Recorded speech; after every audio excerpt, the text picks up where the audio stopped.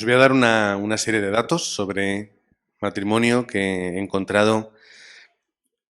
En el 2022, la edad media de las personas que se casaban era de 38 años. Edad media de aquellos que se casan, 38 años. En 2011 era 34 y en 2001 31. La gente tiene una duración media en sus matrimonios de 16 años. Duración media. Y el 80% de esos divorcios vienen por mutuo acuerdo. Es decir, un acuerdo mutuo, de alguna forma es un acuerdo entre ambas partes. Y estamos llegando al punto en el que, como la gente ya se casa menos, porque están disminuyendo las bodas, aquellos negocios que hacían esas fiestas de soltero, despedida de soltero, están empezando a cambiar su plan de negocio y están haciendo fiestas de divorcio. No, feliz divorcio. Son pequeños datos y podemos encontrar muchos por internet de una forma muy sencilla. No os va a costar nada. ¿Qué es lo que veo? Cada vez a la gente le cuesta más comprometerse. Cada vez a la gente le cuesta más hacerlo y además espera más tiempo. Cada vez la gente se divorcia antes, además, de una forma mutua. Es decir, pues oye, decimos adiós y ya está. Entendemos los problemas que pueda haber en la sociedad, los problemas que pueda haber entre las personas, eso es algo obvio, pero mirando un poco desde una perspectiva más lejana, vemos que lo que el individuo quiere hacer es vivir bien. No quiere ataduras, no quiere de alguna forma compromisos, quiere vivir mucho y muy bien y si acaso tener ese compromiso de una forma tardía. Y cuando hablamos de una edad media de 38 años, estamos hablando de que habrá gente que esté por debajo, pero gente que esté por encima de esa edad. Mucha gente, una edad media de 38 años. Y al final, pues los divorcios son algo tan común y tan cotidiano. Por eso se hizo hace unos años la ley del divorcio express. Es decir, divorcio rápido, express, como la comida rápida, ¿no? ¿Por qué? Porque hay que agilizar, porque hay tantos y son tan numerosos que si no se hace rápido, al final se acaba haciendo una bola y la justicia tiene que aligerarse. Queremos vivir bien, queremos vivir a gusto, queremos vivir cómodos. ¿Cuántos hijos tienen ahora los españoles? 0,9, ni uno, ni uno. Mira, ahí está. Espera, ni un, es decir, de media, ni un. No llegamos ni a un hijo, ¿no? Normalmente cuando tenemos un hijo, ya uno, tengo un amigo que ya después de tener un hijo, dice, mira, yo no tengo más, estoy así muy bien, muy a gusto, no quiero más jaleos. Los que tenemos dos, es lo que nos ha pasado y yo lo reconozco, que no he querido tener más hijos por pereza, porque estaba tan a gusto, digo, mira, Israel 6 años, Irene ya tiene 8, son autónomos, los podemos llevar a cualquier lado, podemos ir a hacer misiones, podemos acudir a conferencias y son llevables. No quiero ahora volver a empezar porque es trabajo, es dificultad. Y era una perspectiva también que era egoísta, porque quiero vivir más cómodo y quiero vivir más fácil. Sin embargo, también tenemos en el corazón pues, otro remanente. ¿Por qué? Porque un hijo es un remanente, un hijo es un discípulo. Por eso siempre animamos, a veces lo hacemos con la boca pequeña porque es complicado, pero hay que tener muchos hijos. Porque son remanentes y discípulos. Pero ¿dónde quiero quedarme? Que al final la gente quiere vivir bien, fácil, sencillo, quiere vivir dentro de ese egoísmo. Yo primero y luego el resto del mundo. Es la exaltación de Génesis 3. Es el yo por encima de todas las circunstancias. Llegamos a este punto, que no sé si los que habéis visto las noticias hace poco, una mujer decide irse de vacaciones, madre soltera, pero tenía una hija de 16 meses, un añito y medio para redondear. Y se le ocurre dejar a esa niña sola durante los 10 días que se va de vacaciones. Sola. Cuando vuelve, la niña está muerta. No come, no bebe, nadie le cambia el pañal, nadie la cuida. 10 días. Y esta mujer, un poco como para excusarse, es que nadie sabe por lo que estaba pasando y lo que yo necesitaba ese tiempo. Dice, bueno, yo pido perdón todos los días a Dios y a mi hija, pero yo sé que ellos me han perdonado. Pero nadie sabe lo que yo estaba pasando. Obviamente no es una persona que esté bien, ¿no? Porque en ese punto de ese acto es una persona que está mal en todos los sentidos, pero es una pequeña muestra de lo que viven las personas. Cómo yo estoy mal, cómo estoy cansado, cómo estoy frustrado, cómo estoy estresado. Yo necesito alejarme, necesito quitar responsabilidades y necesito tener mi tiempo. Y está bien que lo hagamos. Está bien que tengamos nuestros tiempos de vacaciones, de descansar, de desahogarse, pero al final eso se convierte en una constante. Es yo por encima del resto. El ser humano se convierte en un ser absolutamente egocéntrico. Así es como somos egocéntricos. ¿Qué es el ego? El ego es el sentido exagerado de la autoimportancia. Es decir, yo soy tan importante para mí que me da igual el resto. Ese es el ego. El ego es una excesiva preocupación del yo. Todo preocupado por el yo, por el mí, por el me y el conmigo, es el deseo constante de ser reconocido por los demás. De que la gente me reconozca, de que la gente se preocupe, de que la gente esté conmigo. El ego es una satisfacción, pero basada en el yo. Una satisfacción que tiene que ver con mí, mis cosas, mis planteamientos, mis necesidades. Eso tiene un origen, que es el primer punto de hoy. ¿Dónde nace el ego? ¿Dónde nace el egocentrismo o el egolatrismo? Cuando vamos a Génesis 3, versículo 5, Satanás le dice algo muy interesante al ser humano.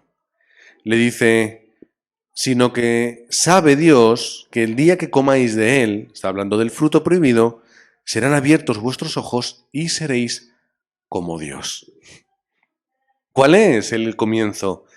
Que el ser humano era creado a su imagen y semejanza, a la imagen y semejanza de Dios, ¿vale? Sin embargo, nos encontramos con un problema, y es Satanás queriendo convertir al ser humano a su imagen y semejanza.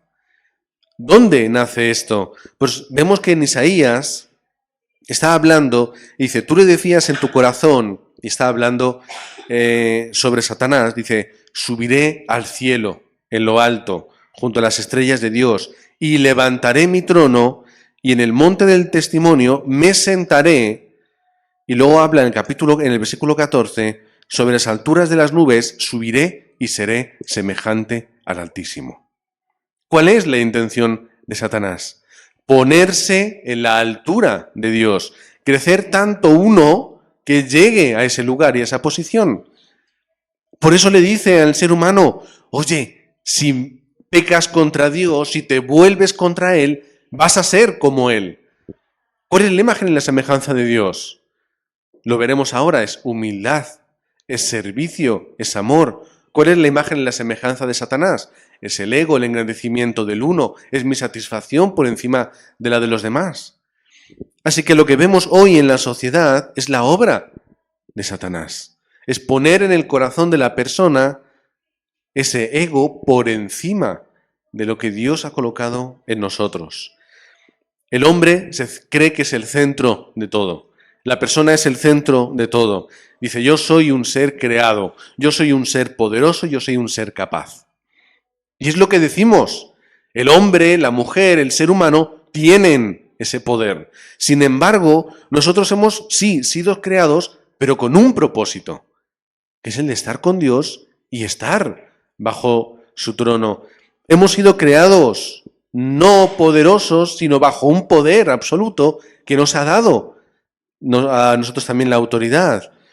Pero hemos sido creados capaces. El problema es que nuestra capacidad se ha centrado en lo malo en vez de lo bueno. Y es el mundo que nosotros tenemos ahora. Y es algo que Dios, o contra lo que Dios lucha. Por eso, Primera de Pedro nos está diciendo que Dios resiste a los soberbios y da gracia a los que son humildes. Porque esa es la imagen, la semejanza de Dios. No la soberbia, de la oscuridad del día de hoy. O Mateo 23:12, porque el que se enaltece será humillado y el que se humilla será enaltecido. Se está hablando de la necesidad de ser una persona humilde. O Pablo también nos habla en 1 Corintios 4:7, que nos dice en la versión de la palabra, porque ¿quién te hace a ti mejor que a los demás? ¿Qué tienes que no hayas recibido por parte de Dios? Y si todo lo que tienes lo has recibido, ¿a qué viene presumir como si fuera tuyo? Está bajando a los humos a la iglesia de Corinto totalmente. ¿Por qué te enalteces de algo en lo que tú no tienes nada que ver? Eres creado por parte de Dios, Dios te ha levantado, Dios te ha dado todo lo que tienes. ¿Qué es? ¿O qué es lo que tú has aportado? Romanos 3:27 está hablando de que ¿dónde queda entonces el orgullo del ser humano? ¿Dónde queda el orgullo del ser humano? Sino que la salvación la hemos obtenido por gracia, no porque nos lo merezcamos. Por tanto, no es orgullo para nada nuestro. Saúl era una persona orgullosa. Era una persona con ese ego capaz de intentar matar a David únicamente por celos.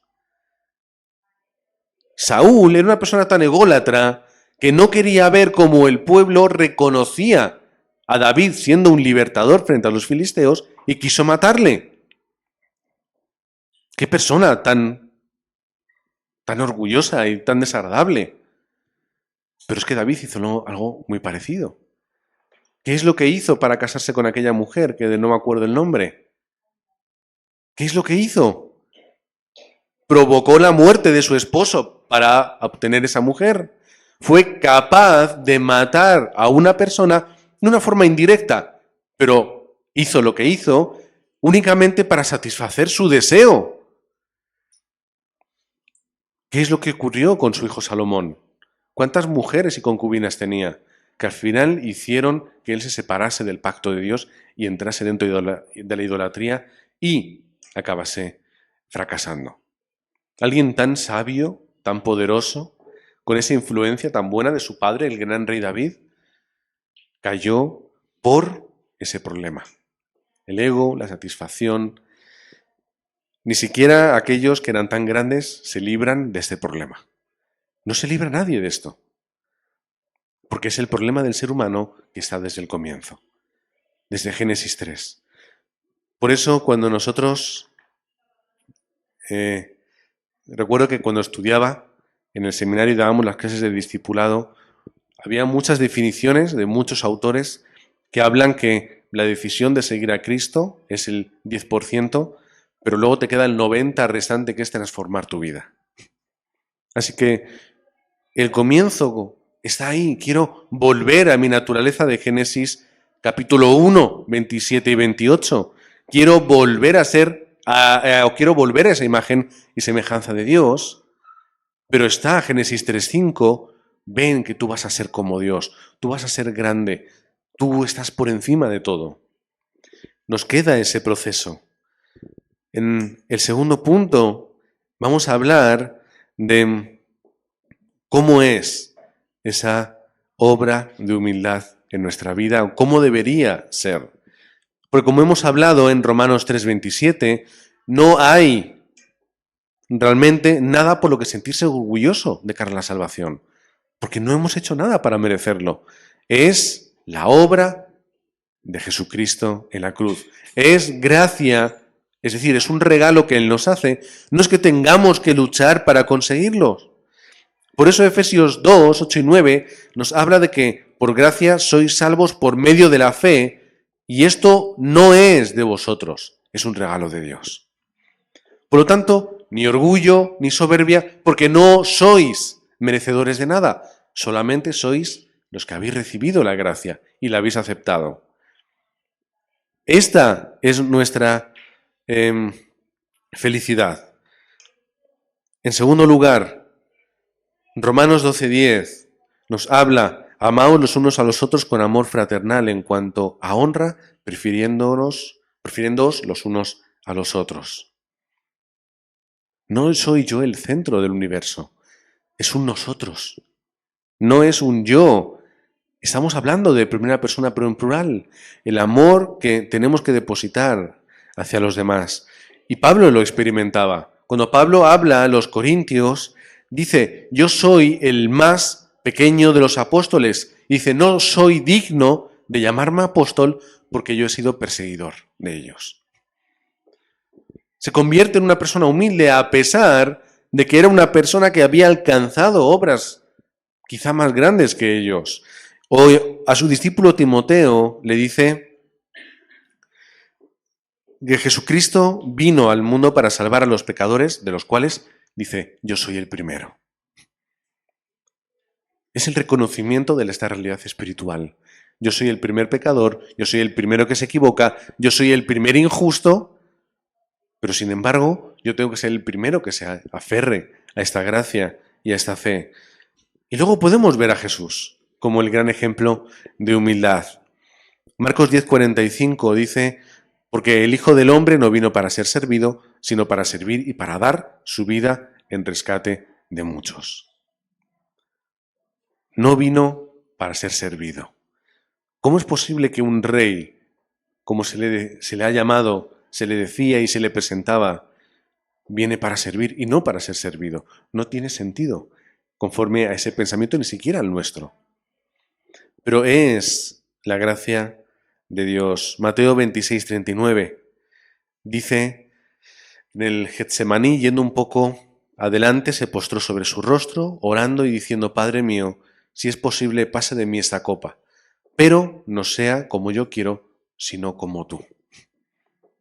¿Qué es lo que hace el propio Jesús? Dentro de esa humanidad quebrantada por lo que iba a venir, Él dice, lo más importante es tu voluntad. No lo que yo piense, no lo que yo quiera, es lo que Dios quiera. Y esto es un gesto de humildad. Esto es un gesto importante de humildad. No es lo que a mí me apetezca, sino cuál es el plan de Dios para mi vida. No es lo que yo considero mejor, que es lo que Dios tiene para mí.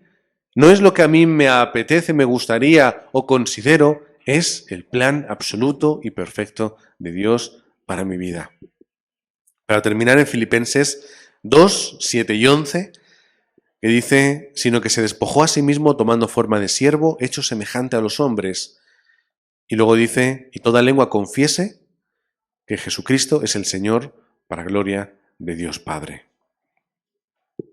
Es esta obra, creo que la mayor semejanza de humildad. Es Dios mismo haciéndose hombre, haciéndose algo tan banal como un ser humano comparado con Dios, pero para salvarnos y para que todos puedan, como dice aquí, confesar que Jesucristo es el Señor. Y todo lo hemos colocado muy bonito para alejarnos del ego, para alejarnos del autorreconocimiento, para alejarnos de esa búsqueda de la satisfacción personal, para colocarnos en un lugar que no sea de importancia, sino colocarnos en un lugar secundario para servir. Sin embargo, nosotros en el tercer punto vamos a romper un poco con esto. Y vamos a ver que vais a decir, pastor, pero ¿no estábamos hablando de que no tenemos que ser soberbios o tenemos que tener un gran concepto de nosotros mismos? Digo, sí, pero al mismo tiempo que Dios nos dice que tenemos que bajar ese ego y digamos que ese concepto de uno mismo, nos damos cuenta de que en Mateo 5, del 13 al 16, nos dice el Señor que somos la luz y la sal del mundo. Entonces llega un momento en el que no sabemos qué hacer.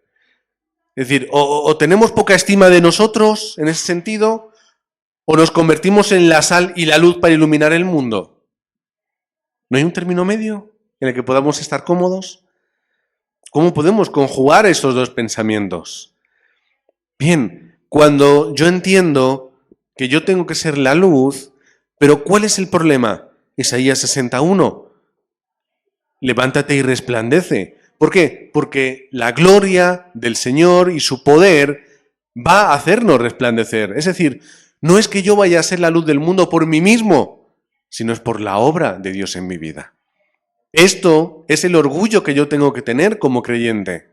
No el orgullo por uno mismo, por mi condición personal o por mis logros, Es el orgullo que Dios me ha levantado como un remanente, como un discípulo, para hacer la evangelización del mundo. Por lo tanto, al mismo tiempo que somos humildes, tenemos que tener ese momento de darnos cuenta de la importancia de cada uno de nosotros. No somos pequeños, que somos grandes en Cristo. Nos habla la palabra de Dios de que tenemos que ser embajadores. Y un embajador no es alguien pequeñito y sencillo. El embajador tiene que representar correctamente lo que está, de alguna forma, está representando. Valga la redundancia. Segunda de Corintios 5, del 18 al 20, lo voy a leer todo, dice: todo se lo debemos a Dios, que nos ha puesto en paz con Él por medio de Cristo y nos ha confiado la tarea de llevar esa paz a los demás. Estoy leyendo en otra versión que no es Reina Valera. Porque sin tomar en cuenta los pecados de la humanidad, Dios hizo la paz con el mundo por medio de Cristo y a nosotros nos ha confiado ese mensaje de paz. Somos, pues, embajadores de Cristo y es como si Dios mismo os exhortara sirviéndose de nosotros. En 2 veces dice: Dios nos ha confiado a nosotros el mensaje de paz, que es el mensaje del Evangelio de Jesucristo. Es decir, somos pequeños, vale, no tenemos que exaltarnos, sí, pero tenemos que darnos la importancia que tenemos. Porque Dios ha contado con nosotros para darnos este mensaje y para llevarlo hasta el último de la tierra. Por lo tanto, dentro de mi humildad, tiene que crecer esa autoestima que me lleva, o esa autoestima que viene de mi identidad dentro del Evangelio. ¿Vale? Yo en el mundo no seré nadie o no seré nada, pero en el reino de los cielos yo soy alguien en quien Dios ha confiado ese mensaje de paz y me ha hecho embajador de Dios. Así que tened el orgullo por el Evangelio que tenéis. No por vosotros, es por el Evangelio que poseéis. Alguien que tiene pinturas de miles de euros en su casa no se siente orgulloso por esas pinturas porque las haya hecho él, sino por lo que ha recibido, por lo que ha comprado. Yo no tengo orgullo por lo que soy, yo tengo que tener orgullo por lo que Dios me ha entregado, que es el mensaje de paz, es el mensaje de reconciliación, como dice Reina Valera en 2 Corintios 5, del 17 en adelante, cuando nos dice que somos nuevas criaturas. Además, Dios nos levanta como protagonistas del movimiento del evangelismo en el campo. Protagonistas. En el mundo a lo mejor yo no seré protagonista, pero dentro del Evangelio sí lo soy.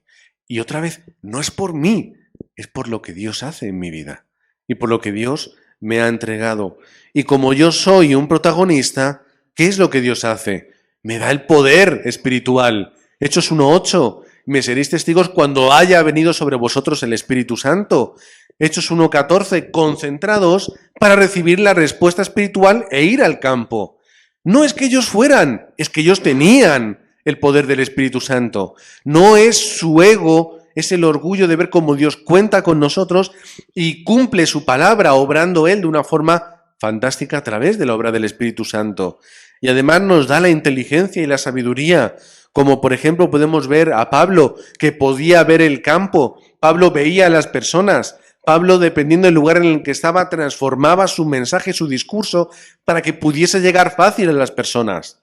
No era el mismo mensaje que daba en una sinagoga o que daba a griegos o a gentiles que eran piadosos, es decir, que tenían el conocimiento de Dios, o a otros gentiles que eran paganos. No era lo mismo dar un mensaje para romanos que para griegos. No es lo mismo dar un mensaje en regiones donde había judíos que en lugares donde no los había. Y vemos en el libro de Hechos que Pablo se transformaba de una forma inteligente para hacer ese mensaje.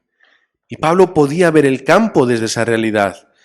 Señor, dame también la sabiduría a mí para poder ser ese representante tuyo, inteligente, sabio y capaz, no por uno mismo, sino la sabiduría espiritual y también la sabiduría que Dios me da a través de estudiar su palabra, de profundizar en ella, de comprender cuál es el mundo, leyendo libros, estudiando, teniendo ese tiempo también para ser inteligente y sabio. Además, Dios nos da la capacidad física para ir hasta el último de la tierra. Hechos 14:20, lo vimos la semana pasada. Pablo es apedreado y después ¿qué hace? Se levanta y sigue. ¿Cómo una persona que es apedreada hasta el punto que la gente pensaba que está muerta se puede levantar y continuar? A través de la obra de Dios. Elías, cuando estaba en depresión buscando la muerte, ¿qué es lo que hizo Dios? Descansa y come. Porque tu cuerpo lo necesita y tu mente también lo necesita.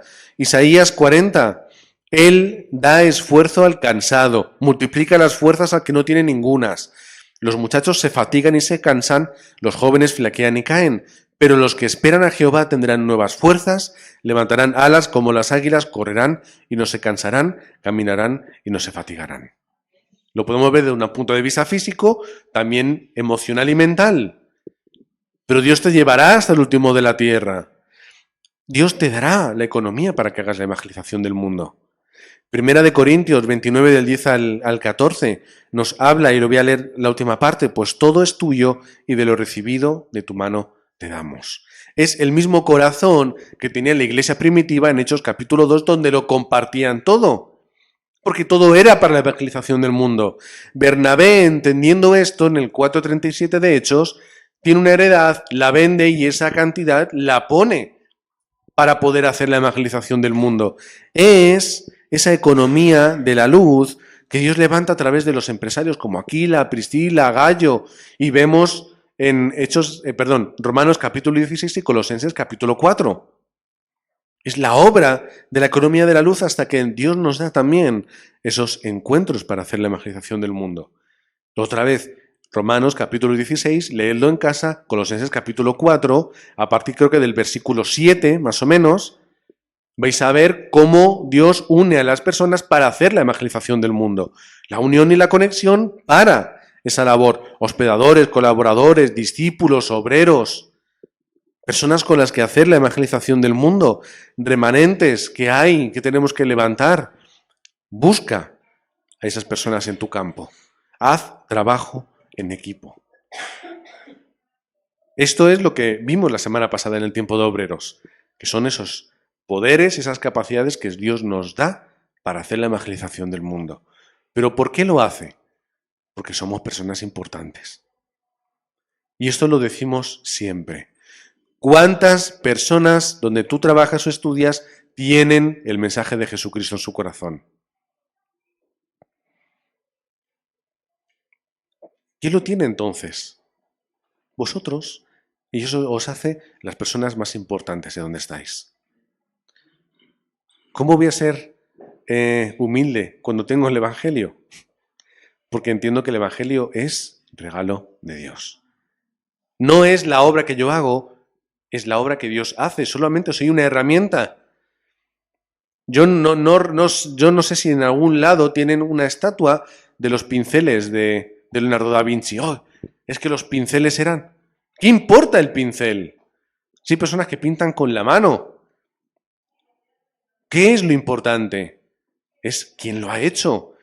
No sé si, bueno, estará seguro que en algún lugar expuestos, pero el ordenador con el que se escribió X libro o X obra, o la máquina de escribir, o la pluma que utilizaba, tiene un interés histórico, qué curioso, pero ¿a quién se le exalta? A quien realmente es el autor de ello. Así que nosotros somos herramientas, pero herramientas importantes e indispensables. Así que sé humilde cuando pienses en ti mismo, pero cuando pienses en tu identidad espiritual, sé orgulloso de quién eres y de quién te ha llamado. Ten ese orgullo por ser aquel que Dios o con el que Dios ha contado por encima de otras personas. ¿Por qué Dios cuenta conmigo? Será que Dios tiene un plan fantástico para mi vida. Así que, para terminar, eres importante, pero eres importante porque Cristo está en vosotros. Ese es vuestro valor. Y os lo digo de verdad, si quitáis a Cristo de vuestra vida, perdéis valor. perdéis todo el valor. No sirve de nada. Puedes encontrar billetes antiguos, pero cuando vais a una tienda a pagar no os van a dejar. Porque ya no quiero billetes antiguos. Id con un billete de 1000 pesetas. No sé si algunos tenéis un billete de 1000 pesetas. Si vais a comprar algo, ¿qué es lo que os van a decir? No vale para nada. Muy bonito, te lo dejas en casa, es un bonito recuerdo. No sé quién dice que aún incluso aún se pueden cambiar, pero no te van a valer para comprar nada. No tiene valor. Ahora, tú llevas un billete de 50 euros pisado, arrugado y manchado. Y verás cómo te lo cogen rápido. ¿Por qué? No importa que a lo mejor el exterior no sea bonito, pero tiene valor, porque es un billete vigente. Es que está un poco manchado por aquí. Todos tenemos billetes de esos feos que decimos, a ver si lo cambio que no me gusta. Pero nadie te dice que no es ese billete. Da igual, tiene el mismo valor que uno que está impoluto y perfecto, recién sacado de la fábrica. Nosotros tenemos valor no por cómo somos, sino por quiénes somos. Recordad quiénes sois, no cómo sois. Recordad quiénes sois. Eres importante porque eres enviado o enviada y porque tienes un mensaje que te da valor. Y ese valor es relevante por encima de todas las cosas. Para terminar, ahora ya sí que sí, sustentante en la gracia de Dios, en su palabra, en su plan y en su obra. No en ti mismo. No seas egocéntrico y no seas orgulloso de quién eres. Busca primero y únicamente el sustento de Dios. No es un yo, es un nosotros también. Es el regalo que Dios nos ha dado a nosotros. Primero lo personalizas, pero no te olvides de que somos una familia en Cristo. Proverbios 22:4, riquezas, honra y vida. ¿Lo queréis? ¿Os interesan? Son la remuneración de la humildad y del temor a Jehová, dice Salomón. Amén. Vamos a orar. Señor y Padre que estás en los cielos, gracias porque no hay nada que podamos hacer en nuestra vida que realmente vaya a obtener tu reconocimiento. Podremos hacer cosas que reconozca el mundo, pero eso no tiene valor. ¿Qué es lo que tú anhelas? ¿Qué es lo que tú buscas en nosotros? Es que te sirvamos, simplemente que te sirvamos. Es nuestra naturaleza de vida, es la razón por la que hemos sido creados, para estar contigo, para estar por ti. Señor, te pedimos que sanes de nuestro corazón ese pensamiento ególatra y egocéntrico, ese orgullo y esa búsqueda del yo por encima de todas las cosas. Quita esa imagen y semejanza del Satanás y del diablo que nos quiere vivir en esa forma y ponnos, Señor, y restaura esa imagen y semejanza tuyas, que es la humildad, que es el servicio y que es vivir únicamente por y para ti, basándonos y bastándonos en tu obra. Oramos en el nombre del Señor Jesucristo. Amén.